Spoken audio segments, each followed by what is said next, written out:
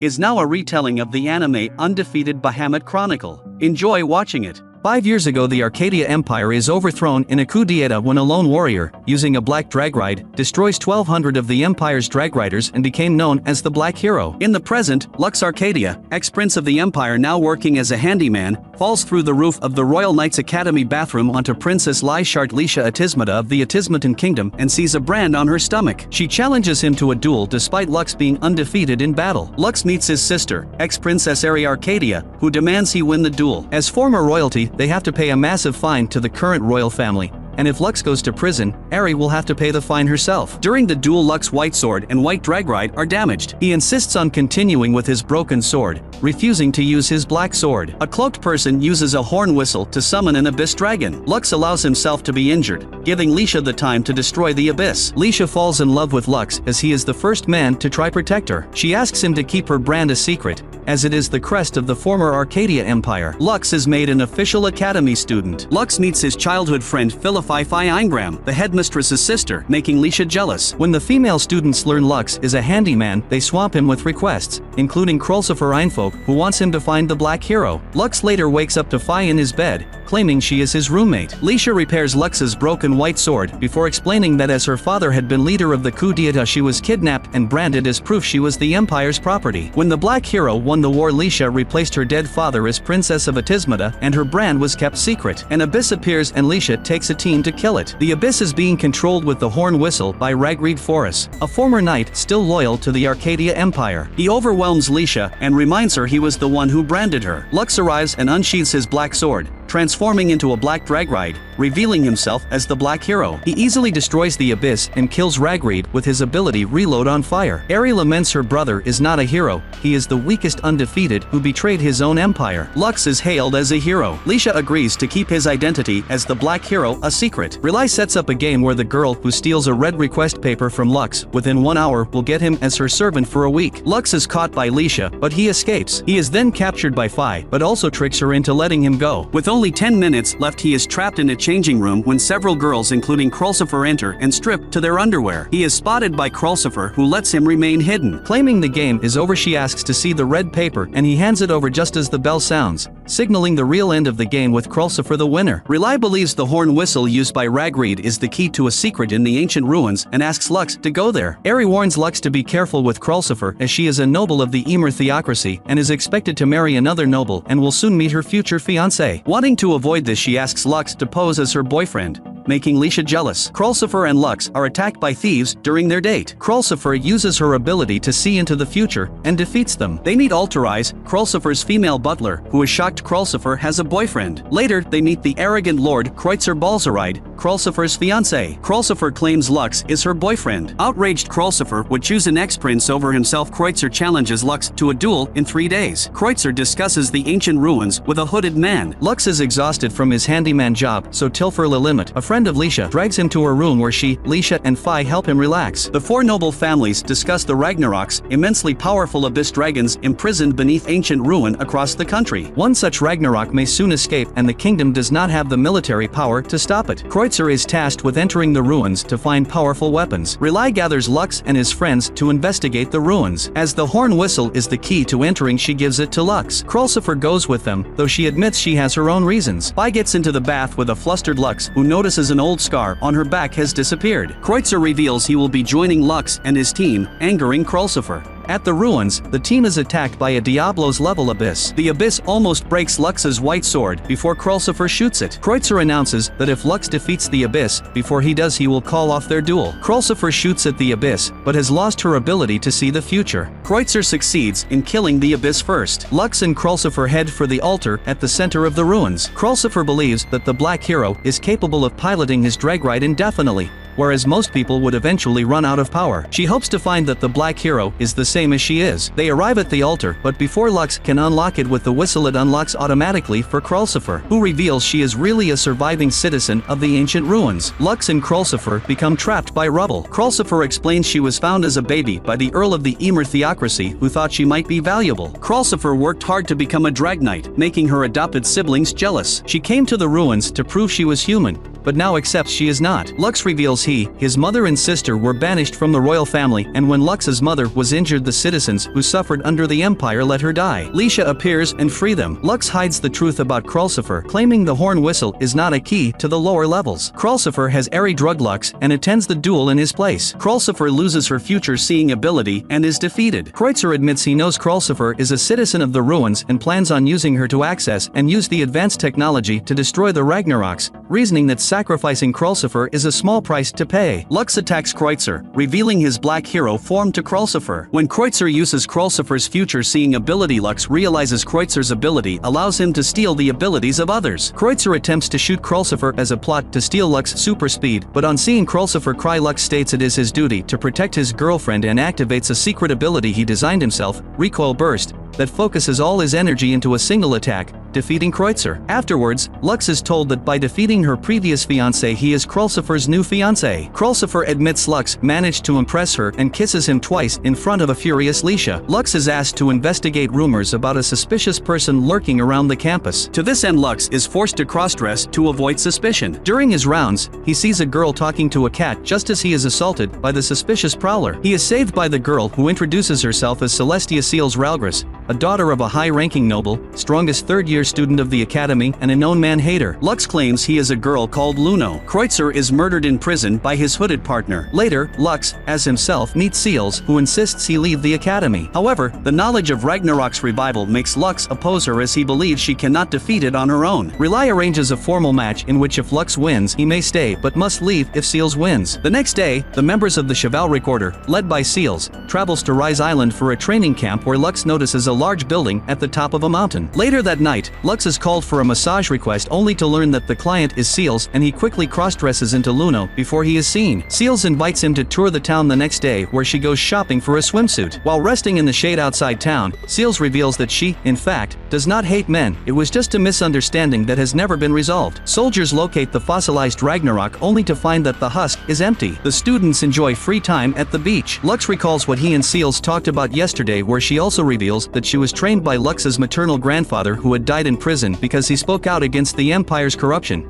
and she only wants Lux out of the school to protect him. Lux and Celestia's battle finally begins, with the latter holding the advantage. As the match goes on, the Triad locate the suspicious prowler from the academy, who is revealed to be Sonia, who is actually a spy for the Heiberg Republic and has been stealing information from the academy. Sonia admits that her mission is to topple the kingdom just as the revived Ragnarok appears, interrupting Lux and Seal's battle. Celestia appears to defeat it on her own until Kreutzer's mysterious partner appears and revives it using a flute, and Sonia attacks Celestia, who is shocked at the betrayal. Defeated, Seals tells Lux everything, but he reveals that he already knows when he exposes himself as Luno. Equipping Bahamut, Lux attacks and quickly defeats the Ragnarok, but its core is saved by Sonia. The hooded figure introduces herself as Hayes of the Heiberg Republic, who bears a resemblance to Lux and Eri. She hints to Lux that he had forgotten a tragic incident on the island 5 years ago, and the two flee. Later that night, Seals expresses her anger at being deceived by Lux, but she eventually forgives him and allows him to stay at the academy. Lux later tries to remember what took place on the island 5 years ago, and he sees flashes of the large building and a room with young girls on a bed while covered in blood. As he tries to remember more, his head begins to hurt and an earthquake suddenly hits as new ruins appears out from the sea. A flashback of Philippi and Lux when they were kids is seen. Lux visits her in her room and she says that she is going to participate in the ruin investigation, but Lux expresses his worry over her health, though she assures him that she is fine. Lux is inspecting his Bahamut drag ride, which has been modified by Leisha in preparation for the ruin investigation. As the investigation begins, Lux and the girls travel inside the ruins and are surprised to find a destroyed ecosystem, and suggests that a war took place based on the destruction. The group decides to split up in order to cover more ground. Lux, Noct, and Ares' group discover a young girl covered in rubble. The group calls Krulcifer to check on the girl, who awakens at her touch. Krulcifer sees that she is not human, and the girl introduces herself as La Crush, the supervisor of the ruins, and she refers to Krulcifer as administrator. La Crush explains that she had lost most of memories and data due to her long slumber, and confirms that most of the ruins' functions have been suspended. Meanwhile, the Queen of Atismata and the 4 great nobles meet and discuss Ragreed's escape and plan plot to attack the kingdom. However, the army lacks manpower due to an insufficient number of drag rides, so one of the nobles suggests using the students of the academy to make up for this, but Seal's father opposes the idea. The noble also notes that Lux is the only one who could defeat the Ragnarok, while admitting his plan to having the former prince work for them in the near future. Back in the ruins, Lux is carrying a tired Fi as they enter a room where the abyss were being created. Fi suddenly experiences a headache and warns them of incoming danger as an abyss suddenly appears and attacks them. La Crush explains that when the ruins enter a state of alert, 3 abyss are released to protect it. Lux suggests escaping the ruins, but an unusually stern Rely insists on continuing, and Fi equips her drag ride and heads off with Lux in pursuit. They leave the ruins and confront the remaining abyss, but Fi is thrown into the old building on the mountain and Lux starts to remember more about the past. He enters the building and remembers that it was once used as a place for human experimentation by the old empire, and Fi was one of the victims. He finds Fi only to be attacked by her as she smiles maniacally and her eyes emit an inhuman glow. A brief flashback sees a young Fi and Lux saying their goodbyes as they separate. In the present, Fi continues to strangle Lux, but she suddenly passes out and Hayes appears beside them. Back in the ruins, Lishet and Krulsifer defeat the remaining abyss. Eri tells them that they had discovered the entrance to the deepest parts of the ruins, but they lack a key to enter. Back in the old building, Lux confronts Hayes, but she warns him that if she dies, Fi dies too. Hayes explains that she planted a seed of Ragnarok inside Fi and that she is slowly turning into an abyss as her body is being eaten from the inside. Hayes also reveals that Fi had been resisting her commands, which explains her fever and headaches. She then offers Lux a deal in which she will command the Ragnarok to save Fi, who will die in a few days in her current state, but in exchange, Lux must open the entrance to the deepest part of the ruins using Krulsifer as the key, but he is given a time limit of 2 days to accomplish this. Later, Lux meets with Rely, who reveals that Fi supposedly died due to the inhumane experiments conducted on her 5 years ago, but she awoke stronger than before, but at a terrible price. Rely also reveals that her determination to explore the deepest areas of the ruins is because she hopes to find something that can cure Fi. The next day, Lux reminisces about his past again while his Bahamut undergoes maintenance. To his and Eri's shock,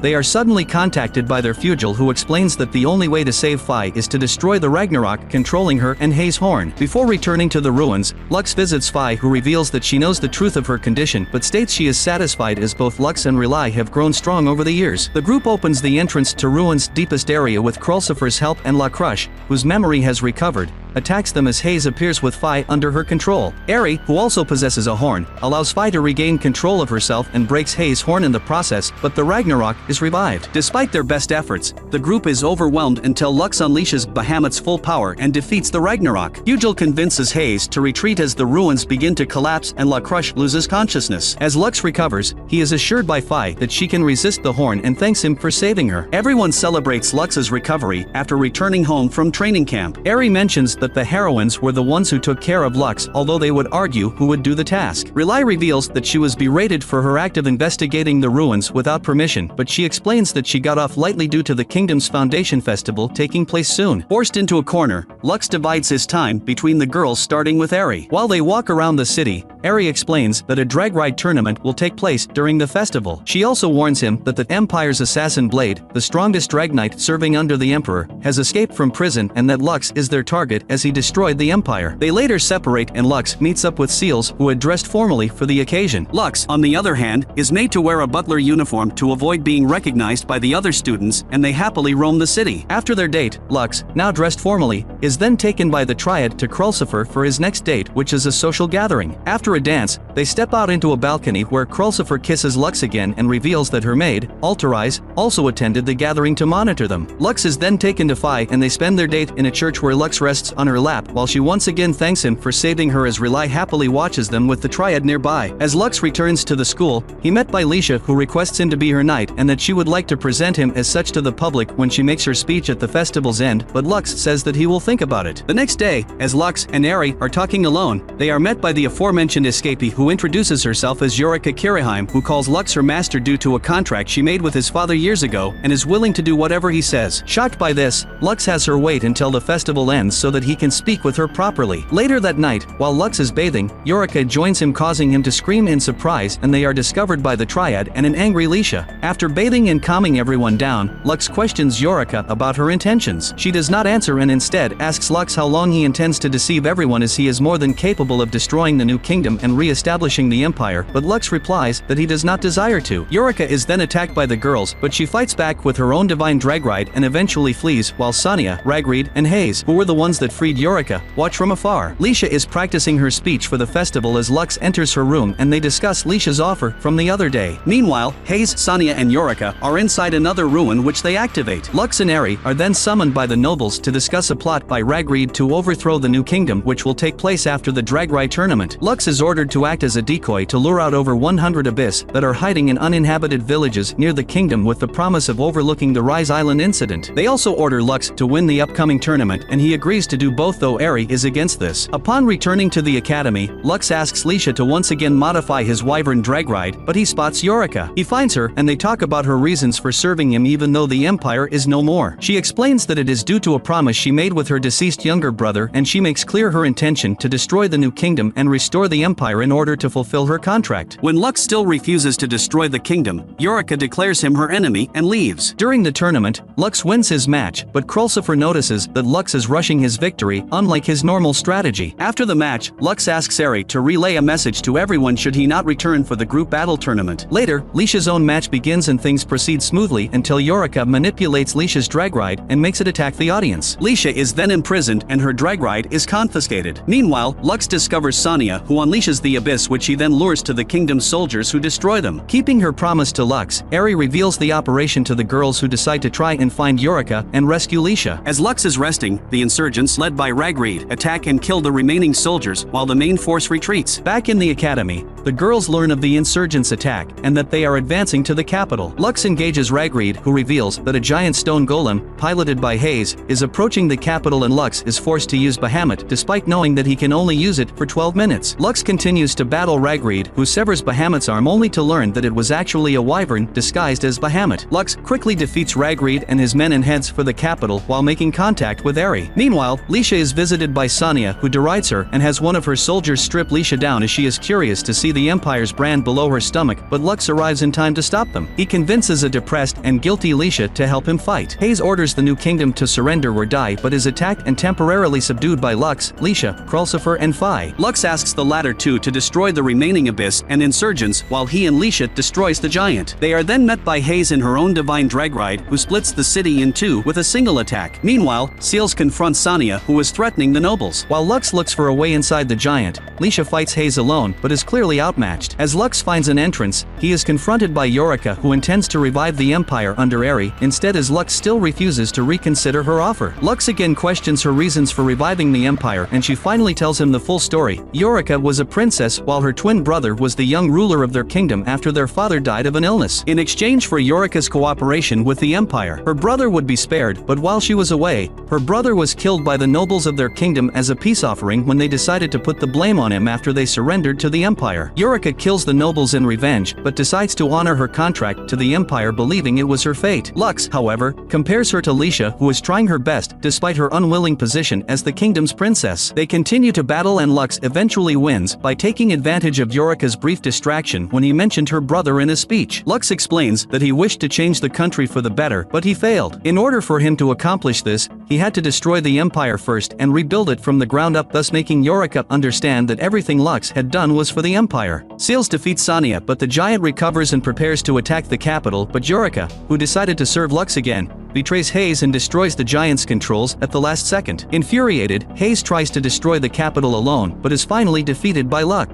At the end of the festival, Lisha makes her speech and announces Lux as her knight to the public, who give their approval. During the party, Lux sees Fugil, who is holding what appears to be Bahamut's sword device, then quietly walks away. Lux is then greeted by the girls, including Yorica, who openly flirts with him, and an angry Lisha demands that Lux declares which girl he loves. The meaning of Undefeated Bahamut Chronicle revolves around themes of redemption, courage, and the pursuit of justice. Lux's past is marked by tragedy and political upheaval, but the series portrays his journey to overcome his troubled history and strive for a better future. The fantasy world in which the story is set is rich with political intrigue, magical battles, and complex relationships, adding depth to the narrative. Moral messages within the series include the importance of personal growth, forgiveness, and the willingness to confront one's past mistakes. Lux's character development is central to these themes, as he seeks to atone for the sins of his empire and forge a new path. The anime also explores the dynamics of power, responsibility, and the consequences of war. The most powerful exorcist globally falls victim to jealousy within the imperial court, leading to his murder. Before succumbing to demise, he casts a spell of rebirth upon himself, seeking a chance for a new and improved life. Awakening in an alternate world as Saika, the son of noble Blaze Lamprobe, he finds himself unable to harness the magic native to this realm. However, Saika retains his exorcist abilities and loyal demon servants, carefully concealing these powers from his family. His aspiration is to forge a brighter future by outsmarting his past self. Saika faces bullying from his brother Gray due to his birth from Blaze's mistress, coupled with his inability to wield magic. On the other hand, Luft, his other brother, shows kindness, and Saika's sole companion is the family's slave, Ifa. Upon discovering the existence of the Lodonia Magic Academy, Saika utilizes his mastery over the 6 elements, water, fire, earth, air, light, and shadow, to mimic magical prowess. This display convinces Blaze to permit Saika's pursuit of magic studies. Simultaneously, Saika uncovers Ifa's latent magical abilities in commanding nature spirits, prompting him to clandestinely train her. An elder newt launches an attack on a nearby city, its rampage culminating at their mansion. In a moment witnessed by numerous onlookers, Gray cowers in fear, while Saika cleverly employs a poison curse disguised as fire magic to vanquish the monster. Blaze extends a reward to Saika, who seizes the opportunity to request attending Lodonia alongside Ifa. However, Gray vehemently protests, believing he was the intended candidate for Lodonia. In response, Blaze redirects Gray's path, deciding that he'll join the army instead. Luft, showing pride in Saika, bids him farewell with a pen as a departing gift. Gray, refusing to concede, challenges Saika for the coveted spot at Lodonia but is swiftly and decisively defeated. Unbeknownst to everyone, Saika orchestrates this outcome cunningly, manipulating a demon servant to incite the Elder Newt's attack. As Saika and Ifa set off for the academy, Blaze grapples with a revelation. Saika isn't his son but his nephew, the offspring of his vanished brother, Gilbert, who disappeared within demon territory. Blaze long suspected Saika's mother to be a demoness, implying Saika's potential to ascend as the next demon king. However, hoping Lodonia will mold a different destiny, Blaze remains optimistic. Meanwhile, Ifa, now under Saika's ownership, anticipates sharing his bed, but he displays no interest. During the entrance exam, Saika encounters Amu, a commoner girl wielding formidable magical prowess. He's taken aback as Amu bears an uncanny resemblance to his former apprentice in his past life, coerced by the imperial court to end his existence. At the practical exam, Ifa and Saika outperform everyone except Amu, who scores highest with all 4 elements, plus light and dark magic, causing her instructors to suspect she is the next hero. Ifa is disappointed she is expected to live in the girls' dormitory and won't be allowed to serve Saika or enter the boys' dormitory. Saika notices a dark magic circle on academy grounds and leaves several talismans to keep an eye on it. During the opening ceremony, the circle summons 3 lesser demons to attack the academy. Saika slips away to confront the circle's creator, a devil named Galios. Free of witnesses, Saika is able to freely use his exorcist powers and manipulates Galios into revealing he is trying to kill the hero. Saika easily defeats Galios, then feeds him alive to one of his demon servants, Mizuchi the dragon. Saika finds that due to not having all his old strength, Mizuchi actually tries to kill him before being sealed away again. Amu kills the lesser demons, but this only causes people to regard her with fear and mistrust due to her power. Saika is pleased by this, hoping that by becoming the hero's friend, he will stand out less compared to her and attract fewer enemies. Despite Saika's efforts, Amu has no interest in being friends. Saika and Ifa narrowly avoid being doused in demon blood by clumsy teacher Cordell. Amu and Saika trip a magic circle trap and are transported into a nearby dungeon. Amu is knocked unconscious by trolls, allowing Saika to freely summon a demon servant, the giant centipede, to kill them. Awoken, Amu is grateful for the help but reveals she has a headache. Saika identifies this as a potentially fatal curse which he transfers onto one of his talismans, saving Amu's life. Grateful, Amu is shown to have a lewd sense of humor and a passion for fighting that most people find disturbing, though Saika assures her all passions have uses. After defeating the dungeon boss, they loot a mithril sword for Amu and a magic ring. After returning to the academy, Saika secretly confronts Cordell, revealed to be a devil's servant sent to assassinate Amu with a demon blood curse. Saika uses the substitute talisman to reflect Amu's curse back on Cordell, killing him. Saika gives the dungeon ring to Ifa, confirming it increases her control over spirits. Amu returns to treating Saika coldly, becoming friends with Ifa instead. A year passes, bonding Saika, Amu, and Ifa into into an inseparable trio while thwarting any further attempts on Amu's life. The principal of the academy singles out Saika for participation in a combat tournament at Capital City, alongside newcomer Mabel Crane. Amu feels disheartened by the exclusion, yet the principal stands firm on the selection, hinting at an undisclosed motive behind Saika and Mabel's inclusion. Mabel's provocation leads to a sword duel with Amu, resulting in Mabel's victory and Amu's public humiliation. Adding to the tension, Mabel forewarns Saika about the tournament's lethal nature, emphasizing that fatalities among participants are commonplace. Upon arrival in Capital City, Saika engages in his initial match, outwitting mercenary swordsman Dennis by employing a talisman disguised as wind magic. As Saika joins Ifa and Amu in the audience, the unfolding spectacle pits Belen, a student from a rival academy, against Kyle, a bodyguard affiliated with the Rugrock Merchants Association. The audience recoils in horror as Kyle ruthlessly dispatches Belen, who, notably, makes no attempt at self-defense. Saika, well-versed in curses, discerns that Kyle's cursed evil eye had paralyzed Belen, making the act of killing even more atrocious, considering Belen's inability to defend himself due to the paralysis alone. Suspicions arise within Saika, contemplating whether Kyle might be an assassin aligned with the Merchants Association. After Mabel wins her first match, Saika is intrigued when the audience begin referring to Mabel as the hero. That night Saika captures a demon's human spy and interrogates him with his psychic demon servant, Satori, learning he was sent to spy on Mabel, whom the demons also believe to be the hero from her birth date and red hair. After letting Satori eat the spy alive, Saika is left confused. Amu is undoubtedly the hero, so he suspects Mabel is at the center of a conspiracy to make her appear to be the hero, attracting the demon's attention away from Amu. Kyle wins his next match with another merciless killing. The young knight Reynes becomes popular with the audience. Mabel warns Saika she absolutely must win the tournament, so he must forfeit or she will have to kill him in the semifinals. Kyle almost kills Reynes but is stopped by the judges, who declare Kyle the winner just in time. Saika notices Kyle uses gravity magic just like Mabel. That night Mabel attacks Saika in his room and flees after failing to kill him. Intrigued, Saika chases her. Saika discerns Mabel's true intent to incapacitate him enough to withdraw from the tournament. Mabel confirms a harrowing truth: both she and Kyle are enslaved soldiers manipulated by the Merchants Association. The association orchestrated Mabel's apparent demise at Kyle's hands to deceive the demons into believing the hero had perished, while simultaneously showcasing Kyle's worth. Trained under compulsion, Kyle's mind bears magical engravings, shaping him into an ideal soldier. His ultimate validation hinges on slaying the hero, proving his value to his captors. Amidst this revelation, Saika uncovers a poignant detail: Mabel is, in fact, Kyle's sister. She had altered her appearance, dyeing her hair to assume the guise of the hero, intending to end Kyle's suffering by orchestrating his demise. Realizing he cannot permit Mabel to execute her own brother, Saika faces her in their match, emerging victorious. Subsequently, he confronts and defeats Kyle, who, in a plea for Mabel's forgiveness, faces a merciless curse imposed by the merchants, ending his life for his failure. Following Kyle's funeral, Saika persuades Mabel to enroll in the academy as a legitimate student. Commending the principal for her calculated scheme, Saika comprehends that his triumph not only denies the merchants of Kyle but also secures Mabel as a potent addition to the academy. However, the aftermath takes a distressing turn. Mabel reverts to her original silver-haired appearance but recoils in horror at the unorthodox, seemingly sadistic tutelage orchestrated by Saika and Ifa to compensate for her year-long academic lag. Saika is asked to investigate the strange behavior of the neighboring Astelia Kingdom's guardian dragon, which has protected Astelia since a past queen helped raise it. Astelia's prince Cecilio, who is rather airhead, is entranced by Ifa and invites her to join his kingdom's harem. Saika decides to let Ifa choose on her own, since joining a royal harem is a rare honor. Arriving in Astelia, the dragon attacks their carriage but is driven away by Zek, an arrogant mage mercenary Cecilio hired. Saika scolds Ifa for freezing during the attack when she is capable of defending herself. After investigating Astelia's royal library, Saika learns the dragon became violent once before when he and his wife had a baby, which doesn't explain his current violence since his wife died decades ago. That night Cecilio summons Ifa to his room, but she refuses and sleeps in Saika's bed, too scared to be alone. She feels worse when Saika reminds her the harem might be good for her future, even though she is clearly in love with Saika. Cecilio resorts to offering to buy Ifa as she is technically a slave, but Saika refuses. Saika decides to visit the dragon's nest himself. Cecilio's elf attendant, Lisa, reveals to Ifa she must have an elf ancestor to use spirit magic. Saika finds the dragon is violent due to having an egg, having become female after his wife's death. Lisa shows Ifa the harem is actually a university for young ladies. One may become queen one day, but most become government officials. The dragon lets Saika help care for the egg. Ifa decides to remain with Saika, but Cecilio tries to force Ifa to sign all the legal papers, assuming he can just pay Saika for her later. Saika suddenly appears with the dragon and rescues her. Ifa helps Saika capture Zek, who tried to steal the egg to sell it. Cecilio decides to have the dragon killed anyway, hoping such a bold decision will strengthen his chance of becoming king. Fed up of Cecilio's idiocy, Saika thoroughly scolds him over his treatment of Ifa. Lisa actually agrees and apologizes to Saika and Ifa. Cecilio is ashamed tamed and lets the dragon live. Lisa gifts Ifa several light spirits that provide healing magic. They return to the academy, but elsewhere a team of 5 powerful demons set out to finally kill the hero. Saika's father's request to meet Amyu triggers Saika's suspicions of political entanglements. Gray, expressing his contentment in the army, persistently demands a rematch with Saika. However, in an unexpected turn, Amyu duels Gray instead and falls victim to Gray's cunning maneuver, leading to Gray's victory. Adding another layer of complexity, Gray introduces Fiona, the holy princess of the kingdom. Saika, once again wary of political implications, observes Fiona's arrival with concern. Fiona's lineage links her to the emperor as the daughter of his mistress, the oracle priestess. Strikingly, Saika notices a resemblance between Fiona and his wife from his previous life. Surprisingly, his stepmother, who previously disregarded him, extends an invitation to maintain contact, prompting Saika's surprise. Amidst these encounters, Amyu, curious about Saika's post-graduation plans, is taken aback when he expresses his intention to embark on adventures alongside her. Fiona, during her visit to a nearby town, displays an interest in romance, spending the day hand-in-hand with Saika. A near accident involving falling timber puts Fiona in peril, but it's Gray and Amyu who rescue her. Curiously, Fiona seems disheartened by Saika's lack of action during the incident. Gray divulges a significant revelation to Saika. Fiona is not merely a princess but a cunning politician. Inheriting her mother's magical gift, she possesses glimpses of the future. Despite her status as the offspring of a mistress, Fiona has strategically maneuvered herself to the threshold of royal succession, potentially ascending to empress one day. More unsettlingly, she's plotting something that involves both Amyu and Saika, casting an ominous shadow over their future. Saika avoids Fiona, cautious that her future visions may cause problems. Later, he relents and plays chess with Fiona, who wins even though she willingly played with fewer pieces, and as her prize asks Saika for a future favor. From her playstyle, Saika learns she doesn't support the current political system and is purposefully making herself popular with the general public. Saika decides to support her. Elsewhere, the demons defeat a group of bandits and eat them, revealing their identities: Zor the devil god, Mutarev the strongest ogre, Loenai the monster tamer, Herslaria the evil eye, and Gulganis the devil. On their return to the academy, assassins disguised as bandits attack the carriages to kill Fiona, but with Saika's assistance the assassins are captured alive. Fiona had foreseen the attack and will use the assassins' confessions against her political enemies. The assassins await help from their reinforcements, but Fiona had foreseen the reinforcements being eaten by the demons. Fiona arrives home and cryptically asks Saika to remember no matter her actions she is always on his side. Zor regrets having to hide from his team. Their goal of killing the hero is almost certainly a suicide mission. Principal elects Saika as student representative to welcome the next first-year students. Saika decides to abandon his fear of drawing attention after dealing with the approaching demons. The demons arrive at the academy to slaughter the hero, but find the academy covered in a confusing red fog. Zor decides to abandon the mission, only for Saika to appear. Zor, who can see people's power, is terrified by Saika, who beheads Mutarev. Herslaria's evil eye is defeated by demon servant White Snake, whose own evil eye stops her heart. Loenai attempts to tame White Snake but is eaten. Zor reveals Saika bears the title Most Terrible Demon King, hoping Gulganis will escape to tell the other demons the prophesized Demon King is an ally of humanity. Zor is obliterated by Saika's fire magic and Gulganis teleports away but dies when Saika uses a substitution talisman to stab him through the heart. Mabel, who saw everything, promises Saika she will keep it secret. At the ceremony to welcome new students, the Dirac Knights of Marquis Greville announce Amyu is under arrest for murdering a demon emissary who, at the time of his death, was visiting the academy under diplomatic immunity. Saika advises Amyu to submit to imprisonment temporarily. Principal confirms politicians likely want the hero gone. Saika invades the imperial prison, slaughters the soldiers, and finds Amyu. Amyu naively believes her innocence would be proven, so Saika reveals to her she is the hero, so her innocence is irrelevant as her enemies will kill her regardless. Gray and Fiona appear and admit to plotting Amyu's death. Humans and demons are currently in a stalemate, so the existence of a hero could restart the war, so it is better for Amyu to die. However, due to Saika protecting her, Amyu has not yet had to unlock her hero abilities, so Fiona offers to return them to the academy. Saika realizes this was what Fiona had cleverly planned all along and never intended Amyu to be killed, so he decides they will leave the academy and go far away instead. Amyu regrets not returning to the academy but looks forward to starting their careers as adventurers. Fiona talks with an entity hiding in her shadow, revealing she knows Saika is the Demon King and will give his life to protect the hero. She also arranges for Ifa and Mabel to join Saika and Amyu and begin adventuring as a team. Kinji Ninomiya is determined to become a rich Aniti and by investing into a real estate empire becomes wealthy without ever having to work. A portal suddenly transports him to the world of Amuria, populated by demi-humans. Here the age of heroes is over and the dungeons they once explored are mined by modern corporations for the Ordemonite. Kinji is forced to become a miner but soon incurs enormous debts. He befriends Wannabe,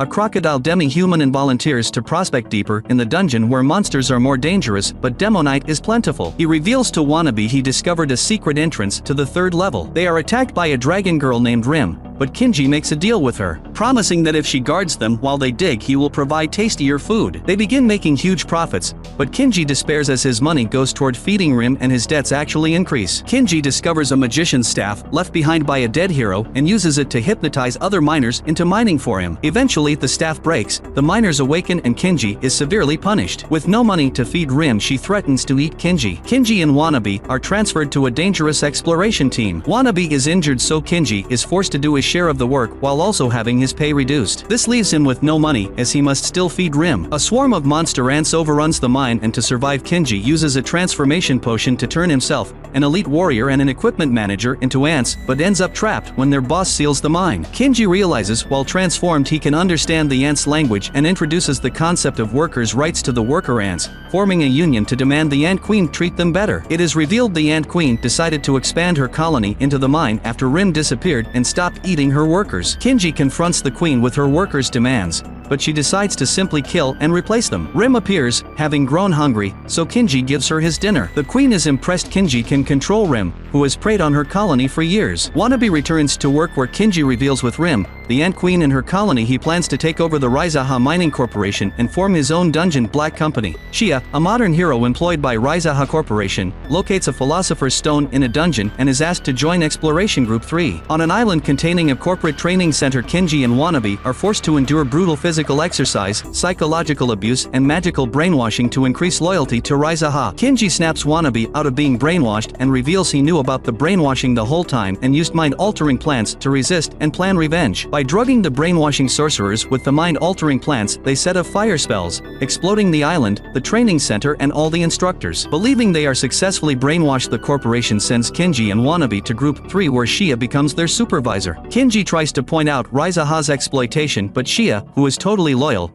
forces him to accompany her into the dungeon to fight monsters. When Shia tries to kill Ant A, Kinji's favorite ant, he summons Rim to protect him. With Shia captured, Kinji forces her to pose for photographs, incriminating her as being friends with Rim and the Ant Queen. Using the photographs, Kinji blackmails Shia into secretly working for his dungeon black company. Kinji is told to repay 5 million gold within a month. Shia shows Kinji monster parts can be valuable, so Kinji hatches a plan. Belza, Raizaha's director, reveals Death March is approaching, when all Demonite and monster regenerate, which is massively profitable. Kinji builds a farm to harvest monster parts without killing them and pays the 5 million. Belza reveals Death March includes the resurrection of a Majin, but this requires the sacrifice of a hero like Shia. Majin attacks Shia so Kinji throws a magic crystal at it, teleporting Majin to the surface where it destroys the mine. As Majin tunnels back into the dungeon, Kinji has the ants set traps. Shia insists on fighting so Kinji scolds her for putting herself at risk trying to escape the reputation of her father, the king of failed adventures. Realizing he is right and she doesn't have to outdo her father, she decides to live for herself and kills Majin, but destroys her sword. Majin revives and tries to eat Kinji, but Rim senses this, saves Kinji and eats Majin. Rim reveals something about Majin's resurrection was unnatural. A teleportation circle Kinji recognizes as the one that summoned him from Japan opens up and he and Rim fall in. Kinji awakens and meets Ranga, the cross-dressing male priestess who summoned him, and Zazel, fanatical leader of an underground human village living in a city created thousands of years ago by the advanced Colonian civilization. Zazel reveals 300 years previously an evil corporation took over the world and threatens Kinji into defeating them. Kinji realizes he is actually in Emuria 300 years in the future and the evil corporation is Raizaha. Arriving at a castle, Kinji learns it belongs to Demon Lord Belza's deputy, General Ant,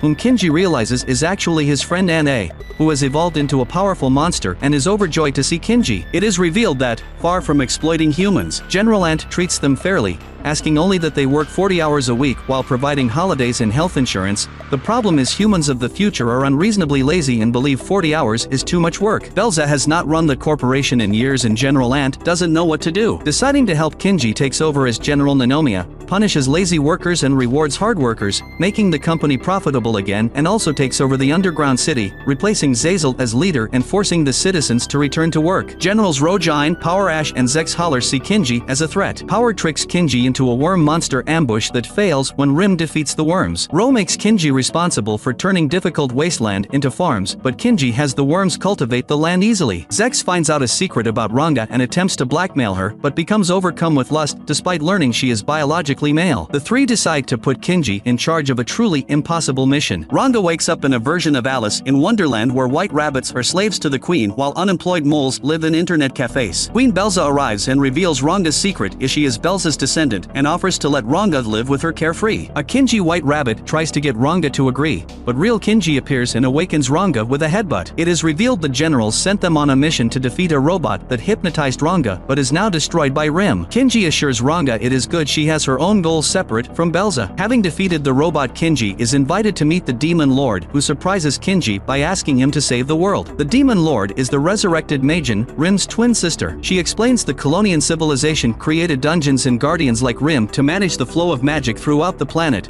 But when Rim met Kinji and abandoned her dungeon, Rizaha was able to mine all the way to the bottom and used the advanced technology of the Colonian city beneath it to take over the world. Majin temporarily defeated Rizaha and became Demon Lord, but Rizaha has returned, having turned their corporate slaves into robots to defeat Majin and turn the planet into a dystopia empty of biological life. Thus she offers Kinji a choice: return to Japan or go back in time and stop Rizaha in the past. Kinji chooses to go back in time, whereas a Rizaha employee Belza finds him 10 million gold for going missing for a month, forcing him, Rim, Ranga and Wannabe to move into Shia's flat, where Kinji explains his plan to get to the bottom of the dungeon and reach the Colonian city before Belza so he can capture their technology and take over the world first instead of Belza. Kinji learns the dungeon has become much more dangerous. Shia decides to put him through extreme training, during which he learns living beings can absorb natural mana and convert it into magic to boost physical abilities, something he cannot do as he is from a world without mana. Kinji sees Ranga playing with a broken gun he brought from the future, but when Rem tries to eat it, the gun absorbs her mana and requests a password to activate, which Kinji accidentally gets right by jokingly suggesting the commonly used keyboard password QWERTY. Realizing he now has a powerful weapon to compensate his physical weakness, Kinji takes everyone back to the dungeon to catch up with Belza's adventurers. Kinji uses the gun to kill several monsters, but the battery drains quickly and begins to drain mana from the environment to recharge, including the magic fibers woven into their clothing, leaving everyone almost naked. After being punished by Shia, Kinji threatens to get rid of the gun, only to realize the gun has a stalker girlfriend personality and is forced to keep it when it threatens to self-destruct and kill everyone if he tries to get rid of it. They team up with other adventurers made naked by Kinji's pistol. Zombies attack and Kinji disappears, leaving his underpants as a clue. Rim follows the scent to a concealed room where the zombies are used as slave labor to brew potions illegally, kept hypnotized by an enchanted poster of workplace rules. Ranga smashes the poster, returning the zombies to normal. They follow Kinji's scent and find him tormenting an undead mage, who explains hundreds of years ago his reputation was ruined by a hero, so he was forced into dungeon mining until he died of exhaustion. He now haunts the dungeon and brainwashes adventurers to work themselves to death as revenge. Kinji reveals Rizaha's concept of corporate drones, causing the mage to pass to the afterlife as adventurers are already working themselves to death. Kinji meets a young struggling shop manager in the dungeon, Cindy, and makes her a deal. If he can fill her shop with paying customers, she will sell him her best dungeon equipment at a massive discount. As the potions made by the zombies have no actual effect, Kinji promotes them as a pre-battle nutrient drink for massive profit, but are soon shut down by Rizaha. Confident Cindy can now survive on her own, Kinji and the others set off to the next level. Rim dreams of a girl with horns. Kinji saves maintenance workers who explain the doors to the 5th and 3rd floors are both blocked, so they are now stuck on the 4th floor indefinitely, while Belza's bodyguards are now trapped on the 5th floor, which has only 2 powerful monsters guarding the door to the 6th floor. The Ant Queen arrives, having fled with her colony from earthquakes, and she has the horned girl who turns out to be Majin. Queen explains Majin was born after Rim left the dungeon to be its new guardian,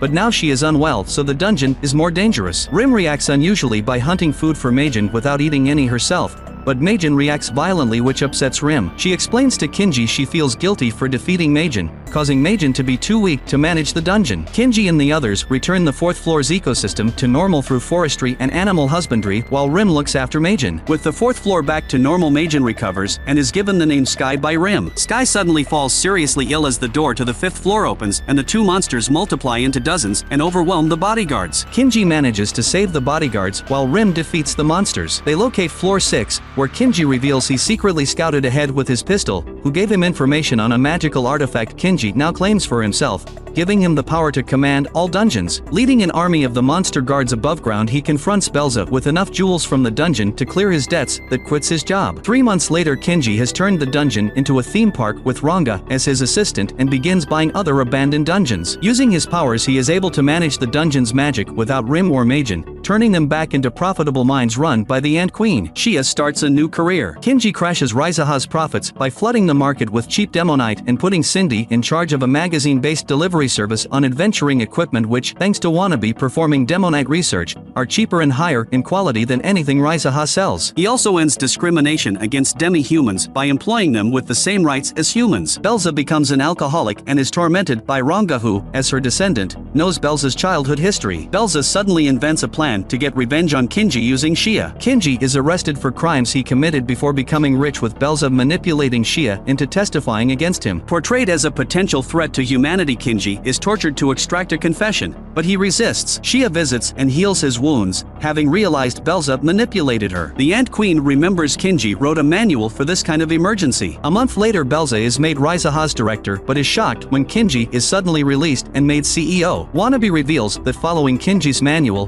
they purchased 40% of all Raizaha stocks and convinced the owners of another 15% to support them, giving them a majority ownership of Raizaha. Raizaha is absorbed into Kinji's company, where he makes Belza work with Ranga to improve their family relationship. Despite his victory, Kinji finds he is unhappy. Concerned about his behavior, Ranga reveals that Kinji is from Japan and may be planning to return. Kinji confirms he was happier chasing a goal than he is now. He has one, but instead of returning to Japan, he plans to expand the company, take over dungeons in other countries, and keep going until he controls the entire world. Thank you for watching. Do not forget to subscribe to the channel because it is very important for the development of the channel.